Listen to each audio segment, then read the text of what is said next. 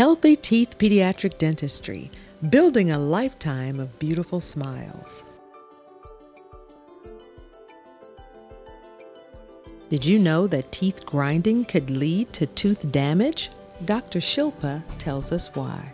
Many parents complain that their kid grind their teeth at night time. There can be a lot of factors which can cause the teeth grinding. One of the factor, it can be the local factor, which is if their bite is off or something. But for the little ones, it's not mainly that factor. The main factor which causes teeth grinding is the psychological factor, which is some kind of stress. And when I'm talking about stress can be as little as change in the environment, like moving to a new house, separation from the grandparent, or separation from any other caregiver.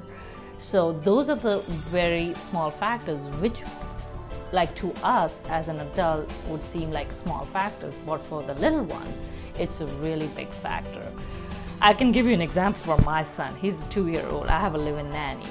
She went to India for a month, and he didn't realize that she's gonna come back. But she left for 1 month, and I started seeing that he started grinding his teeth at night.